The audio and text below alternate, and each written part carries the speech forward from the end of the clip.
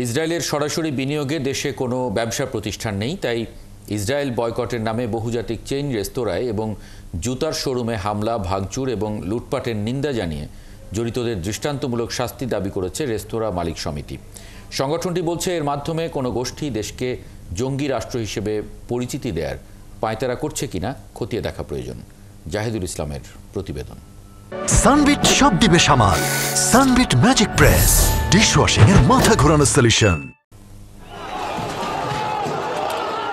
Israel কর্তৃক ফিলিস্তিনে লাগাতার নৃশংস হামলায় বিশ্বব্যাপী চলছে নিন্দা এবং প্রতিবাদ। এমন পরিস্থিতির মাঝে ইসরায়েলি পণ্য বয়কটের নামে সোমবার দেশের বিভিন্ন স্থানে বহুজাতিক কিছু চেইন রেস্তোরাঁ এবং জুতার শোরুমে হামলা ও ভাঙচুর চালায় দুর্বৃত্তরা। রেস্তোরাঁ মালিক সমিতি বলছে, ইসরায়েলের সাথে বাংলাদেশের কূটনৈতিক কোনো সম্পর্ক নাই, সেই দেশের সাথে সরাসরি ব্যবসাও নাই।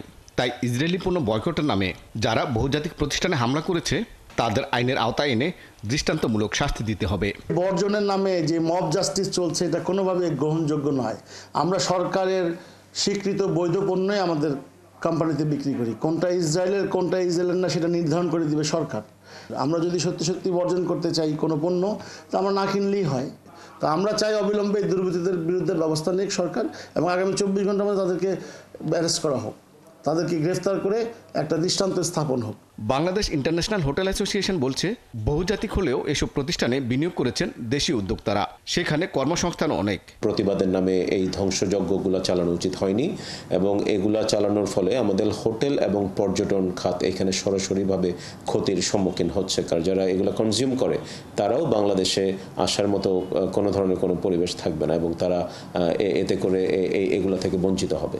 অর্থনীতিবিদরা বলছেন, কোনো অজুহাতে দেশি কিংবা বিদেশি ব্যবসা প্রতিষ্ঠানে হামলা ভাঙচুর গ্রহণযোগ্য নয়। বিদেশি বিনিয়োগের সাথে যাদের সম্পর্কিত আছে এই ধরনের প্রতিষ্ঠান, তাদের উপরে যখন নাকি এ ধরনের হামলা হলো, তখন কিন্তু একটা খুব বড় ধরনের একটা সিগন্যাল গেল যে আমাদের দেশে তাদের এই ধরনের বিনিয়োগ বা যারা এসব কোম্পানির লাইসেন্স নিয়ে এখানে প্রডিউস করছে, এসব কোম্পানির সাথে জয়েন্ট ভেঞ্চার করছে, তাদের স্থাপনাগুলি নিরাপদ না।